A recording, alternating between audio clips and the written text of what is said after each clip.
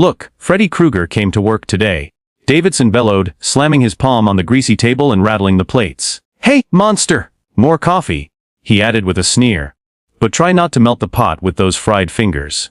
Cruel laughter echoed through Ray's diner, bouncing off the chrome and plastic like a slap in the face. Every Tuesday was the same. Davidson and his crew of petty executives came in like they owned the place. They came for eggs, coffee, and cruelty. Kesha Johnson, 34, stood with the coffee pot in hand, scars webbed over her arms like cracked porcelain. Her hands, steady as stone, betrayed none of the rage she had every right to feel. She poured coffee with surgical precision, her expression unreadable. Maybe it was a meth lab explosion. Brett chuckled. Or a gang thing, I mean, look at her. Probably her ex. Davidson said with mock sympathy. You know how it is, those people, all that drama. Kesha didn't flinch. She'd heard it all. Worse. Much worse. The insults didn't hurt anymore, they fed something deeper. Something cold and calculating. She met Davidson's leer with a cool, unwavering gaze. Anything else, gentlemen? She asked, her voice like glass, smooth, transparent, and dangerous to mishandle. Davidson grinned wider, leaning in. Yeah. Tell us about the scars, sweetheart. Burned in the ghetto. Or did your boyfriend teach you a lesson? A flicker passed through Kesha's eyes. Not pain, not shame, but something darker.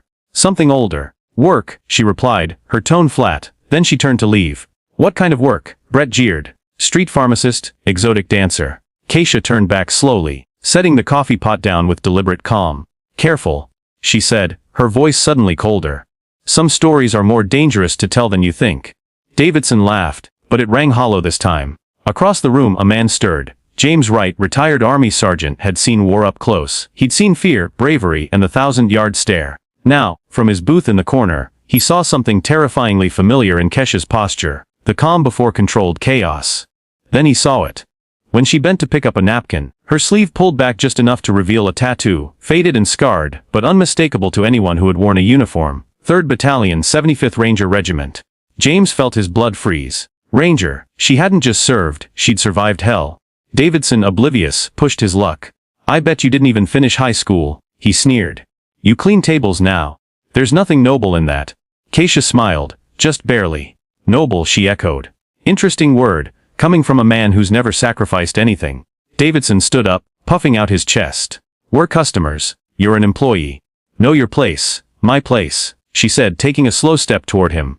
The room was dead quiet now. You assume this. She gestured to the scars. Makes me broken. But these are medals. You just don't know how to read them. James stood, walked to the counter, and caught her eye. Mom, he said quietly, mind if I speak to you a moment? Kesha scanned him, veteran, respectful. Alert, she nodded. They stepped aside. James lowered his voice. I saw the ink. Rangers, right? Kesha's mask flickered for the first time. 3rd Battalion. James let out a low whistle. My unit ran recon alongside yours in Kandahar. Operation Silver Veil. You were in that team that cleared Gorak Valley. Her eyes narrowed. Only 6 of us made it out. He nodded solemnly. I know, one of them saved my life. She carried my wounded ass across 300 meters of open terrain under RPG fire. I never got her name. She stared at him. That was you, wasn't it? Kesha gave the faintest smile. Guilty. A beat of silence passed before James spoke again, louder now, letting his voice carry. Let me get this straight. You let that man talk to you like that, knowing full well you're the one who saved 3 American lives under fire. 4. She corrected softly. And then she turned to Davidson's table. I wasn't going to say anything, she said to the room, her voice low but clear, because I stopped needing validation the day I watched my squad get torn apart by mortar fire. A murmurs spread. Phones were now openly recording. I didn't lose these scars to a man, or a gang, or a mistake, she said. I earned them protecting people like you. People who never think they need protecting. Davidson flushed crimson. James stepped forward. This woman's a ranger, he said. A war hero. If you knew half of what she's survived, you'd be begging her for forgiveness. Kesha tilted her head. But it's too late for that. A voice came from the back. Tony, the manager. Davidson, get out. And don't come back. Davidson rose, stunned. You're siding with her. She's worth 10 of you. Tony replied. And unlike you, she's earned her place here. As the group scrambled out, Kesha exhaled slowly. James tipped an imaginary hat. For what it's worth, he said. Thank you. Kesha turned back to work, the ghost of a smile touching her lips. Don't thank me, she murmured. Some monsters are made. Others are forged. I still have tables to wait on that tattoo. On your arm, James whispered first. Infantry Division. Big Red 1. Keisha's body tensed for a split second. Years of reflex controlled her instinct to react. She studied James for just a heartbeat longer.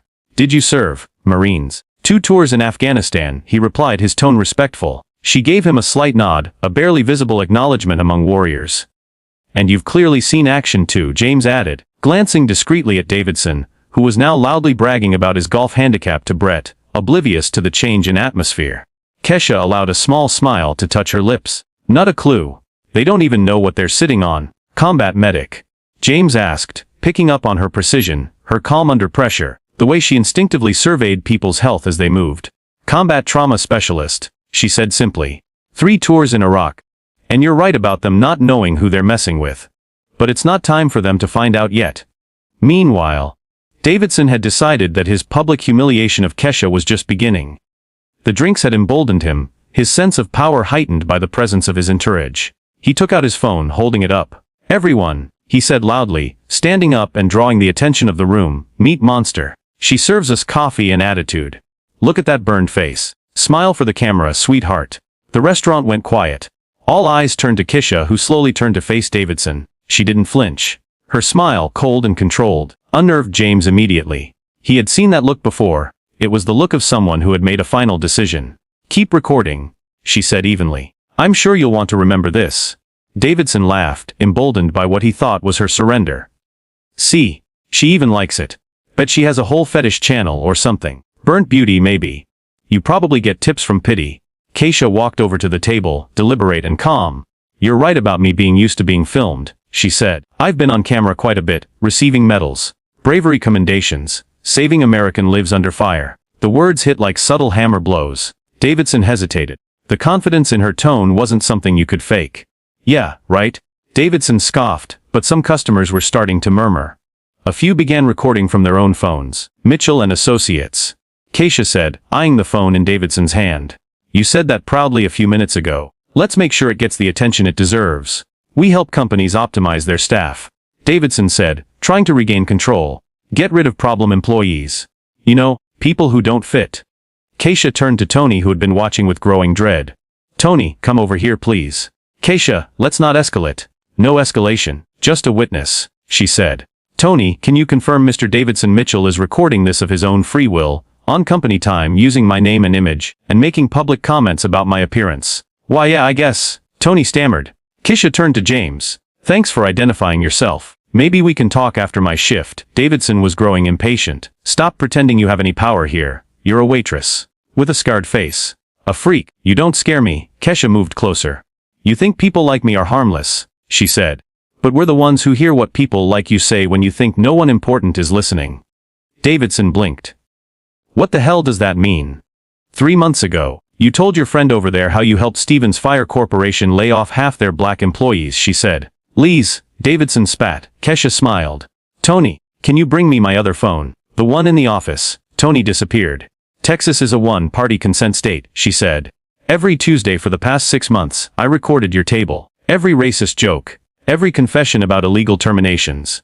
James crossed his arms, stepping slightly closer to her. Tony returned and handed her a phone. She pulled up a recording. Davidson's voice crackled through the speaker. You never say it's about race. You document performance. Late arrivals. Poor attitude. Cultural fit. Gasps rippled through the room. Davidson lunged for the phone, but James intercepted him. Don't, James warned. This will ruin me, Davidson muttered. No, Kesha said. This will expose you. Davidson's phone rang. He answered without thinking. Davidson, what the hell is going on? It was Michael Stevens. Michael. Your name is everywhere. There's a video of you harassing a veteran. Our HR department is panicking. We could be facing federal investigation. Kesha leaned in. Mr. Stevens, perhaps you recognize your own words. About using cultural incompatibility as a cover. Or how about retirement packages offered to silence complaints? Davidson turned white. You can't prove that. Kesha opened her photo gallery. Dozens of screenshots. Audio files, names, dates. I already sent copies to the EE Department of Labor and 3 watchdog journalists, she said. I served my country. Now I'm serving you what you deserve. Davidson looked down. His Instagram feed was flooded. His business email was exploding with hate mail. Kesha walked away but paused by James' table. You said 2 tours in Afghanistan. Yeah. First in Kandahar, then Helmand. I was in Mosul, saw the world crumble, put it back together. You just did it again. James said, watching Davidson collapse into his chair. Keisha smiled. Told you they didn't know who they were messing with. That night, Keisha went home and opened her laptop. On her desk sat a shadow box with ribbons, medals, and one old photo. Her squad. Mid-mission, dusty and defiant. She uploaded a post. 6 months ago, I started recording every word from the mouths of men who saw me as nothing but a waitress. What they didn't know was that I am a decorated veteran who served this country with honor. Today, I served them justice. By morning, it had gone viral. News networks reached out. Veterans groups rallied in her support. The hashtag Sergeant Keisha trended. Davidson resigned. Mitchell and Associates shut down. Federal investigations opened. Former employees began lawsuits. And Keisha Johnson, she got calls from advocacy firms, veterans legal groups, and one very specific invitation to speak before a congressional committee about systemic discrimination and the silent strength of the underestimated. When she stepped into that Capitol room months later, scars and all, she wore her uniform with quiet pride. She looked every congressman in the eye. You don't need a weapon to fight a war. Sometimes all it takes is a coffee pot, a phone, and the will to stand your ground. James was there too, seated in the front row. Told you she was dangerous, he said to the reporter beside him. Keisha took her place behind the microphone, glanced once at the cameras, and began. The world was finally ready to hear her story. And this time it was her holding the camera. The phone exploded with calls. Each one another nail in the coffin of Davidson Mitchell's once flourishing corporate empire. One after another, clients were canceling contracts, severing ties with the man who, moments earlier, had been basking in his own smugness. Why? Davidson asked, his voice a mix of confusion, guilt, and fear. Why didn't you say who you were from the start? Keisha stared at him with unshakable dignity, her presence now undeniable in the room she had once quietly endured. Because men like you need to learn that respect shouldn't depend on uniforms, she said, her voice level. It should be automatic. Basic. Human. The silence following her words was heavy and sharp. James stepped forward, breaking the spell with a quiet authority. Sergeant Johnson, he said, extending a hand. It's been an honor to witness this. As Davidson and Brett staggered out of Ray's diner in complete despair, the atmosphere inside transformed. A current of energy and awareness surged through the room. Customers exchanged uneasy glances, some ashamed, others quietly proud that justice had finally risen from beneath their everyday complacency. Keisha turned to them, her eyes sweeping across familiar faces. What about you? 6 months watching this happen. How many other people have you seen humiliated and chosen to do nothing? No one answered. They didn't need to. The weight of their silence was answer enough. 6 months later, Ray's Diner was no longer just a small roadside stop. It had become something else entirely. A living monument to resilience and justice. Veterans from all over the country traveled just to meet Keisha Johnson. A mural adorned the outer wall. Keisha in uniform, one hand raised as if signaling a platoon forward. Her burned scars visible yet beautifully painted with hues that suggested fire, not destruction but rebirth. Inside, Tony had dedicated a section called the Heroes Wall. Dozens of photos lined it now, veterans, survivors, whistleblowers, everyday warriors who had faced injustice and stood tall. I spent 3 years hiding who I was, Keisha told James one crisp morning, the two of them sipping coffee near the back booth. Now I can't hide it even if I wanted to. James smiled. He had moved to town permanently, opening a transition consultancy for veterans, working hand in hand with Keisha to guide others who'd felt lost in civilian life. Sometimes, he said, we need to be broken to discover how strong we really are. Davidson Mitchell's life had become a waking nightmare. Mitchell and Associates was no more. The video of him mocking a decorated veteran had gone viral, shared, dissected, and reposted more than 10 million times. His name was synonymous with discrimination, cruelty, and self-inflicted ruin. His wife had filed for divorce within a week of the story breaking. Half of their assets were tied up in legal settlements, and the other half in frozen accounts while federal investigations unfolded. He called me last week. Keisha confided to James, begging me to take the video down. And I told him some lessons need to be permanent to be effective. The twist, though, was still unfolding. 3 months after the diner incident, Keisha had received an anonymous envelope. Inside were documents, lots of them, detailing not only Mitchell and Associates' misconduct but damning evidence of collusion between Davidson and a few high-ranking individuals in state government. She turned them over to her contacts at the Department of Labor, who launched a new round of investigations. What began as a single case of workplace harassment had become a probe into systemic corruption involving public officials and private contractors funneling discriminatory consulting strategies into public schools, hospitals, and even city offices. Davidson was a pawn, James said one evening as they reviewed documents together. The real enemy is deeper. And Kesha agreed. But the pawn had started the war, and now it was time to take down the king. Meanwhile, the community was changing. Customers who once sat silently were now engaged in volunteer initiatives. Veterans were being hired at local businesses. Ray's Diner started a monthly Veterans Roundtable, where stories were shared, resources offered, and action plans formed. Even Tony had transformed. He promoted Kesha to co-owner of the diner. "You kept this place standing when I was too afraid to take a stand," he said. Kesha balanced her time between the diner, her consulting work, and testifying before legislative bodies. 3 states passed new laws inspired by her case, enhancing protection for veterans and whistleblowers. She had become a national figure. Not for rage but for the quiet strategic way she had exposed the rot while never compromising her values. And then, one rainy Friday evening, Davidson returned. He walked in alone, older, tired, beaten in ways that no jail could enforce. He wore a faded coat, a threadbare scarf, and shoes that told of long walks and low income. Kesha noticed immediately but said nothing. She let him sit. Let him order coffee. Served him with the same professionalism she'd always shown. He stared into the cup for a long time before speaking. "I ruined everything," he said. "I thought I was strong. I thought strength was control, power, being able to decide who matters." Kesha folded her hands in front of her. "Mr. Mitchell, what happened between us was not a misunderstanding. It was a revelation, of character, yours and mine." "I know," he said, tears in his eyes. "That's what makes it worse." He slid a small envelope across the table. "I don't expect forgiveness. I just thought, I found something. It's proof. Documents about the officials I worked with. Thought you should have it." Kesha took the envelope. It was heavier than it looked. "I'll take it to the proper place," she said. "Thank you." With that final piece, the dominoes began to fall faster. A state senator resigned in disgrace. 2 government contractors were indicted. Investigations spread into federal offices. Kesha had unknowingly triggered a cascade that might reshape how public-private partnerships were governed across the country. And as the world around her finally bent toward accountability, she reflected not on revenge, but on legacy. 6 months after the envelope, Kesha Johnson stood before a packed audience at the National Veterans Leadership Forum. Her burn scars were still there, her posture still military. But she wore a midnight blue suit, custom-tailored, medals pinned not to flaunt, but to ground her in the truth. "Respect," she said, "shouldn't depend on a uniform. It should be automatic. But when it isn't, when it's denied, then we must remember who we are. Not to lash out, not to mirror hate, but to rise, strategically, intelligently, unshakably." The crowd erupted in a standing ovation. Outside the conference center, a group of teenagers had gathered. They weren't protesters, they weren't fans, they were students, future leaders, holding signs that read "Strength is silent, justice is patient, Sergeant Kesha is both." James stood beside her as they walked out.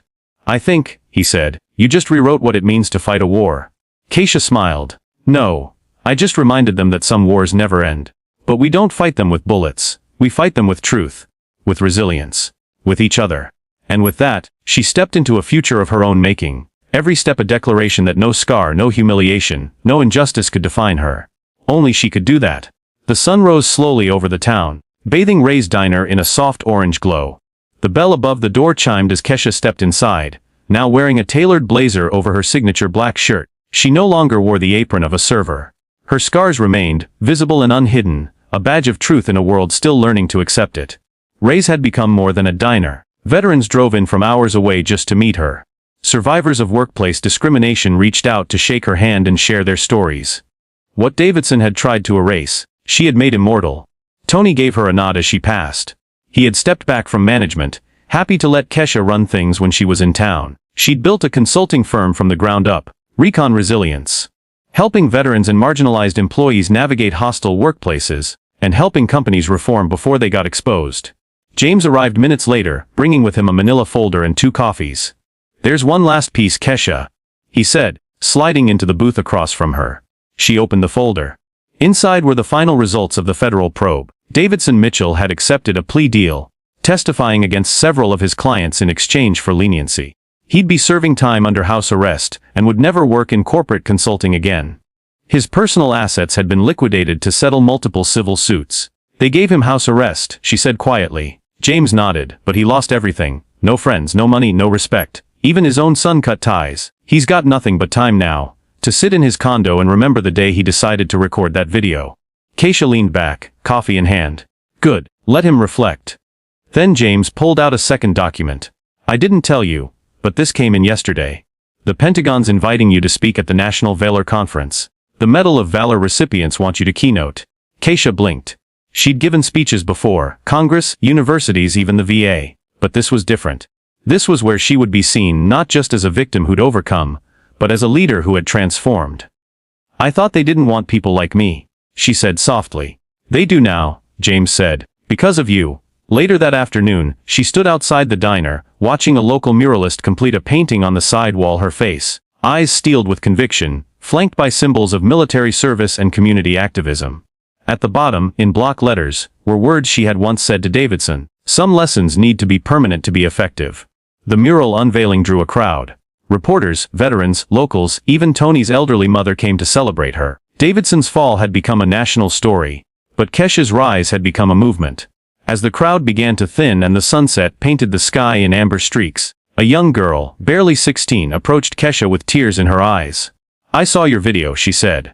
I've got burns too. I used to wear gloves and long sleeves all the time. But then I saw you. Keisha knelt down. What's your name? Amani. Amani, your scars mean you survived something. That's strength. Never let anyone make you feel less than whole. The girl hugged her tightly.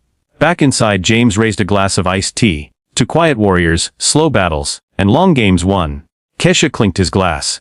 To never letting people like Davidson decide our worth. The phone rang in the office. Tony answered, then poked his head out. Keisha, CNN wants to do a full-length documentary on your life. They're offering full editorial control. And she paused, smiled, and stood. Tell them yes, but only if they let me tell the whole story. The waitress, the soldier, the strategist, not just the victim. Tony nodded. Outside, the mural dried under the golden sky, and inside, the woman once mocked and recorded now sat at the head of her own table, commanding a legacy born not from revenge, but from unshakable resilience. Because Keisha Johnson was never just a survivor, she was a force. And forces once awakened do not retreat.